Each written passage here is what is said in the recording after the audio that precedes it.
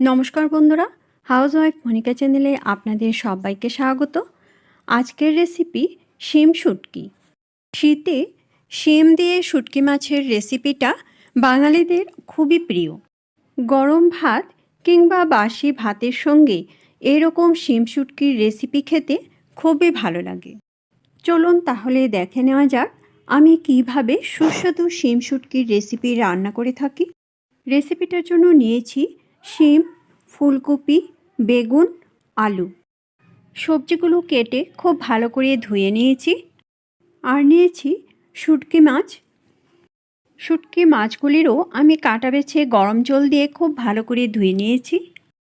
আমি রান্নাটা সরিষার তেলে করছি, আপনারা চাইলে সাদা তেলেও করতে পারেন।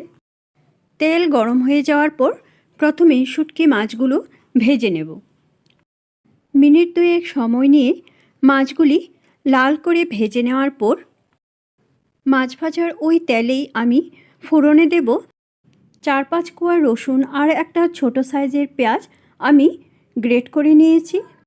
এখন সামান্য একটু হলুদ দিয়ে ফোড়ন ভালো করে ভেজে নেব। পেঁয়াজ আর রসুনটা যত ভালো করে ভাজা হবে সবজির থেকে গন্ধটা ততই ভালো আসবে। ফোড়ন ভালো করে ভেজে নেওয়ার পর এর মধ্যে সমস্ত সবজিগুলো আমি দিয়ে দিলাম। সবজিগুলো দেওয়ার পর একটু নেড়ে দিতে হবে, না হলে নিচের দিক দিয়ে মশলাটা পুড়ে যাবে। একটু নেড়ে দেওয়ার পর এর মধ্যে আমি পরিমাণ মতো হলুদ আর স্বাদ অনুসারে লবণ দিয়ে দিলাম। 4টা কাঁচা লঙ্কা। আমি এখানে কাঁচা লঙ্কাগুলো ভেঙে দিচ্ছি। এই রেসিপিটাতে কোনো রকম মশলা দেওয়ার কোনো প্রয়োজন নেই। এখন খুব ভালো করে লবণ আর হলুদ সবজির গায়ে নেড়েচেড়ে মাখিয়ে নেব।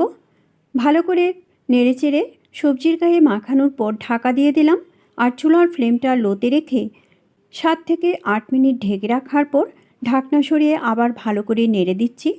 দেখুন সবজিগুলো অনেকটাই সফট হয়ে এসেছে। ভালো করে নেড়ে দেওয়ার পর তারপর আবার ঢাকা দিয়ে দিচ্ছি আর চুলার ফ্লেমটা লোতে রেখে 5 মিনিট ঢেকে রাখার পর আবার ঢাকনা সরিয়ে ভালো করে নেড়ে দিচ্ছি।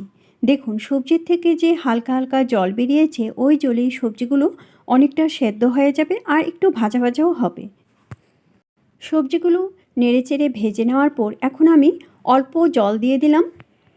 সবজিটা একটু শুকনো শুকনো হবে, তাই খুব বেশি জল দেওয়ার প্রয়োজন নেই। এদিকে সবজিগুলো অনেকটা সেদ্ধ হয়ে আছে, তাই আমি অল্প জল দিয়ে দিলাম। এখন চুলার ফ্লেমটা লোতে করে ঢাকা দিয়ে দিচ্ছি। প্রায় 7-8 মিনিট ঢেকে রাখার পর ঢাকনা সরিয়ে এখন ভালো করে নেড়ে দেব। দেখুন সবজি একদম ঠিকঠাকভাবে সেদ্ধ হয়ে গেছে। এখন নেড়েচেড়ে এভাবে ভেঙে দেব। এভাবে সবজিটা ভেঙে নেড়েচেড়ে মিশিয়ে দিলে সবজিটা খেতে খুব ভালো লাগবে আর এর মধ্যে একটা নরম ভাব চলে আসবে। দিয়ে দিচ্ছি 1 মুঠো ধনেপাতা কুচি। ধনেপাতা কুচি দেওয়ার পর সবজির সঙ্গে খুব ভালো করে নেড়ে মিশিয়ে দেব।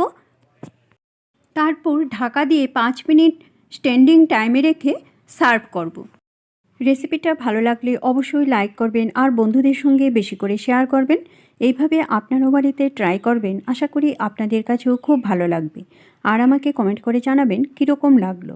আমার চ্যানেলে নতুন দর্শক বন্ধু হয়ে থাকলে চ্যানেলটা সাবস্ক্রাইব করে আমার পাশে থাকবেন আর বেল আইকনটা অবশ্যই প্রেস করে দেবেন, কেননা আমি চ্যানেলে নতুন কোনো রেসিপি দিলে রেসিপিটা আপনাদের কাছে খুব তাড়াতাড়ি পৌঁছে যাবে।